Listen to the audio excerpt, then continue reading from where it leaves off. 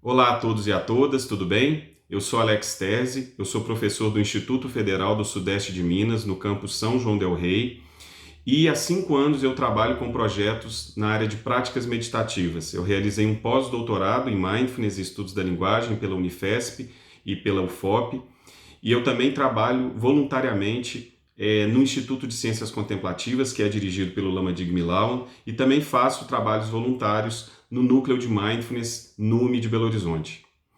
Eu vou tratar com vocês hoje a respeito de duas questões que são importantes. A primeira delas é o processo da prática meditativa. Quais as etapas, as 4 etapas pelas quais nós temos de passar em praticamente todas as meditações que nós vamos fazer. E um segundo ponto, que também eu acho que é bem importante, pode ser válido para vocês, é a respeito de alguns mitos sobre a meditação.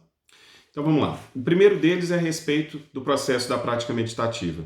A primeira etapa é a eleição de uma âncora meditativa, de um foco para o qual eu vou levar minha consciência plena, minha atenção plena. Esse foco sobre o qual eu vou descansar a minha consciência, eu vou estar atento, consciente dele. O muito comum é o foco à respiração. Então eu levo conscientemente a minha atenção à respiração. Mas ela não é a única. Eu posso, por exemplo, ter uma meditação de caminhada com consciência plena, eu posso prestar atenção aos meus movimentos com consciência plena, eu posso fazer um escaneamento corporal em que eu levo a atenção deliberada às partes do meu corpo. Então são várias as possibilidades em que eu posso eleger uma âncora meditativa. Eu posso também eleger como âncora meditativa um foco reflexivo a respeito de uma determinada temática que é importante para a meditação. Então esse é o primeiro ponto, a eleição de uma âncora meditativa. O segundo ponto vai ser que ocorrerão necessariamente distrações. A gente vai chamar de distração na prática meditativa lembranças naquele momento, imagens, discursos internos, projetos, atividades que eu tenho que fazer no futuro, ou seja, tudo aquilo que me tira do presente, tudo aquilo que me tira desse foco meditativo. Então essa é a segunda etapa, realmente isso vai acontecer, essas distrações vão ocorrer. A terceira etapa é quando eu me dou conta de que estou distraído ou distraída. Esse é um ponto muito importante, porque esse é o ponto em que eu tenho realmente essa dimensão de que eu estou distraído. E a quarta etapa é justamente voltar para o meu foco meditativo. Então, basicamente, todas as práticas meditativas vão abarcar essas 4 etapas. Eu vou estar elegendo uma âncora meditativa para a qual eu levo a minha consciência plena. Vão ocorrer distrações. Depois disso, eu me dou conta de que estou distraído. E aí o quarto ponto é eu voltar de maneira deliberada, porém gentil, tranquila, para essa âncora meditativa, né? Então isso é um processo que eu acho que é importante da gente entender, porque ele acaba sendo levado a termo em todas as práticas de meditação. O segundo ponto que eu gostaria de tratar com vocês hoje é a respeito um pouquinho de mitos sobre a meditação. Então a primeira questão, a meditação, ela está ligada à religião? É algo que muitas vezes as pessoas têm uma noção um pouco equivocada. Não, essa meditação com a qual nós trabalhamos, que é o Mindfulness e o Kindfulness, elas não estão ligadas à religião. Agora, existe sim uma origem que é budista, de fato, e a gente deve, por ética inclusive, denotar essa ideia. O Mindfulness, ele é sim extraído, ele tem a sua origem em ensinamentos que são do budismo.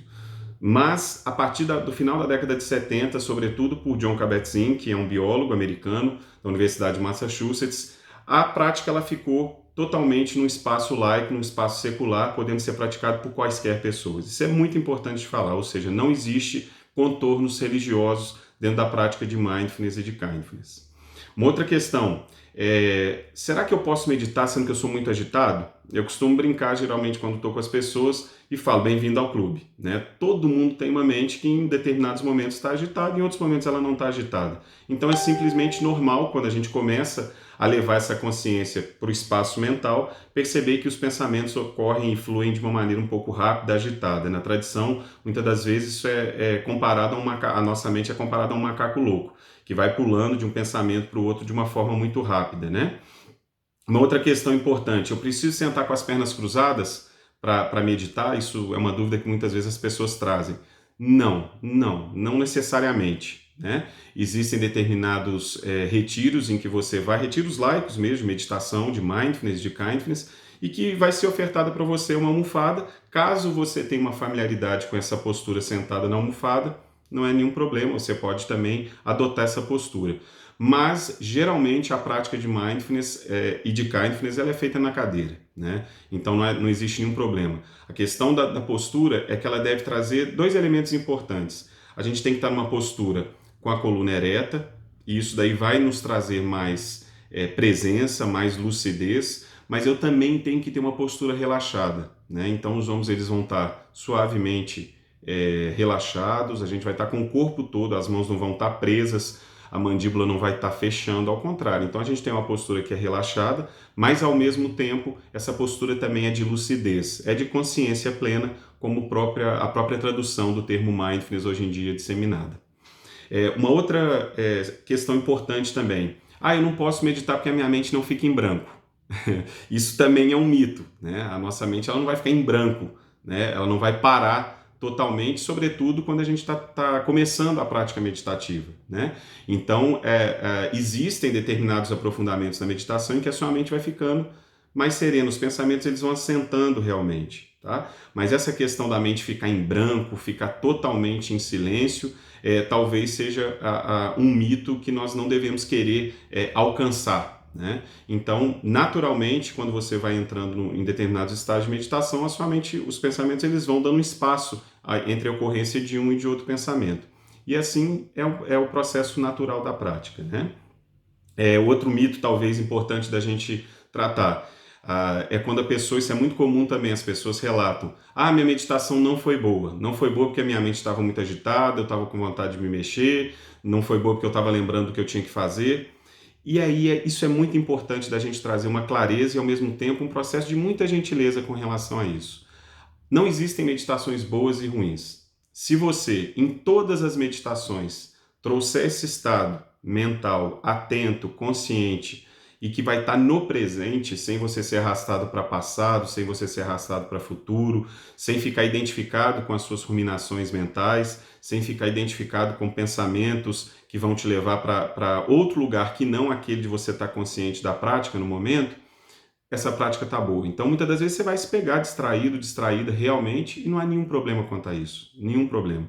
A grande questão, como a gente falou no início, eu mencionei para vocês no início dessa fala, é que a terceira etapa, eu elejo uma âncora meditativa, eu vou ter a distração que vai ocorrer naturalmente várias vezes numa meditação, mas esse terceiro ponto é justamente me dar conta que estou distraído ou distraída. E aí eu volto suavemente para o foco meditativo, qualquer que seja ele. Então isso é muito importante da gente ter em mente que não existe meditação ruim ou meditação boa.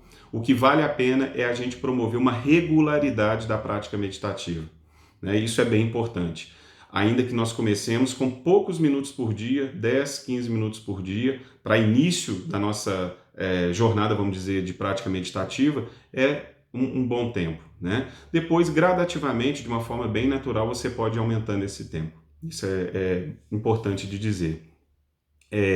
E para finalizar essa fala, que eu gostaria que esses conteúdos fossem mais curtos realmente, para que você possa assimilar esses talvez conceitos que sejam novos para vocês, familiarizar aos pouquinhos com ele, eu queria finalizar dizendo o seguinte: a meditação é um grande processo de autoconhecimento, de autorreferenciação. Você vai começar a perceber quais são os seus hábitos, quais são os seus pensamentos mais familiares, quais são as suas formas de atuar no mundo. Essa é a grande questão da meditação.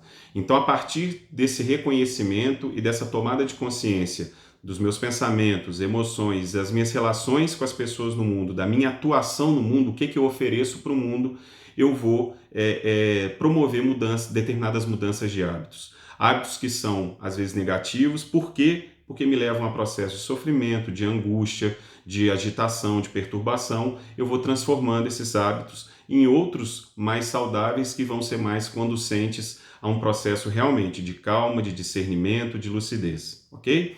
Então, eu gostaria de falar um pouquinho sobre isso para vocês. Espero que faça sentido essa fala para vocês. Um grande abraço e tudo de bom.